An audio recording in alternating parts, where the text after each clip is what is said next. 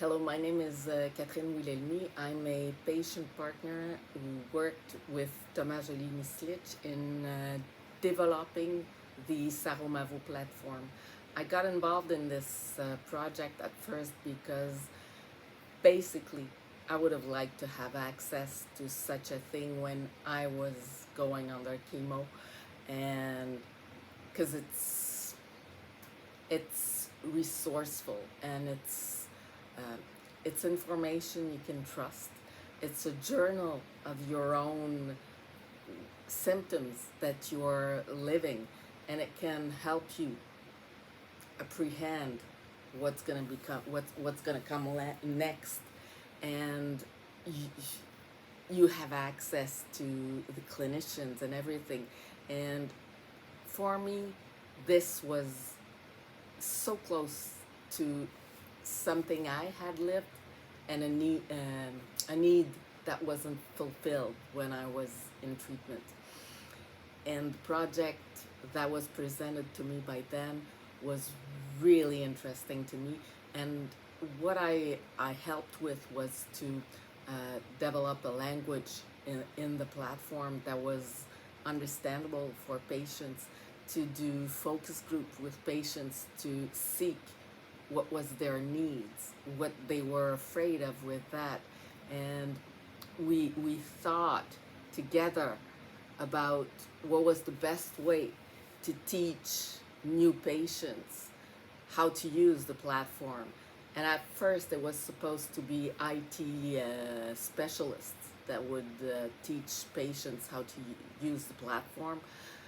But soon, Thomas and we advocated to get patients who already had gone through cancer to help others learning this platform. First, it was a platform destined for patients, so it couldn't be that hard to teach. And it actually doesn't take very much time to teach people how to use it. But the fact that we are patients with lived experience of cancer, it brings an instant trust between us. And Lucie is now accompanying patients and training them on the platform, and I'm going to let her talk about the rest. So I'm Lucie Lacombe, and I'm a breast cancer survivor. And I was invited to collaborate with Thomas and Catherine on that platform. So my role is to contact the patient once that they have been um, identified with a certain oral treatment, and I contact the patient in order to invite them or provide them with a training session. When I call the patient, they at first think that I was under the same treatment, and I explain my role to them. And on several occasions, they are under the shock because they've just received the notice. And so the training doesn't take long, and the training it's a very user friendly platform or portal, and the training is like 10 or 15 minutes, and we go through the different functionalities, all the different options, the option of sending messages to the health professionals. um, and after, well, the conversation goes on to, because they need to share their own experience. And as soon as they know that I'm also a cancer survivor, well, that's when the dialogue starts, and they open up to me, and there's a bond that is and the connection is automatically done with them.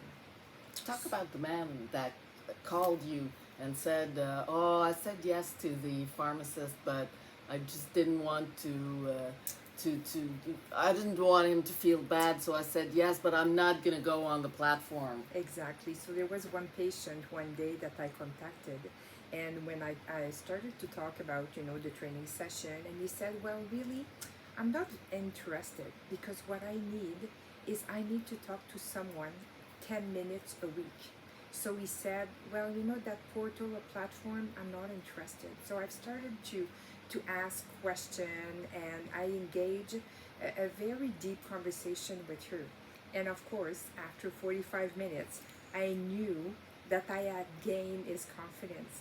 So I went back to the platform, and as of today, I think he's still using the platform, and he was thanking me because for them, for patients, it's very reassuring to know that they have a place where they can log their second effect, their symptoms, and like I mentioned, it's very user friendly, and it makes a big difference for them, and they feel like they are accompanied, and the surveillance, the monitoring that the health professional does makes a big difference, because as soon as one of the symptoms becomes more important, they have a call from the health professional. So it's a great tool, and as Catherine mentioned, this is something that I would have loved to have while I was on treatment. And while people use it, they sometimes gain knowledge about when does the clinical team calls them back. So they gauge if they really want to speak to someone, they gauge what type of answer they have to give, and sometimes they use the bi-directional tools that are in the platform to get in touch with the clinical team, to send them some. Sometimes with chemo, you have rashes, and people take pictures with their phone, and they can send them on the platform. And according to what kind of answer people gave, uh, it raises either a green flag, a yellow flag, or a red flag to the clinical team. When it's a red flag, they call back within the day. When it's a yellow flag, it might be the next day, but usually it's within the same day, but not as fast as the others.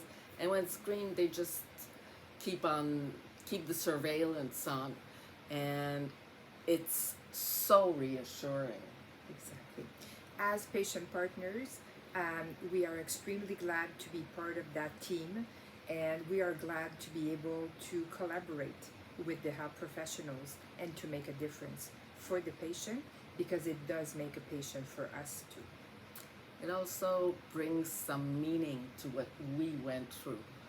It's like paying forward, and didn't have cancer for nothing. So we recommend that you bring it forward to your different services. This project really has to go on and live through other facilities of the health system. It's it's just a nonsense that it stays just in our little center. It has to go elsewhere and spread out, and it's useful. And the use of patient partners in that project, even if sometimes you don't know how to recruit patients, you don't know, oh, well, are they gonna give clinical advice to patients? No, it's not our role. It's really, well, we are trained, and we know what we have to do, and we know what we can't do, and we don't want to be clinicians. We just want to help people, and we want our lived experience with cancer to serve others, and with this project it does. It does. It surely does. Thank you. Have a nice conference.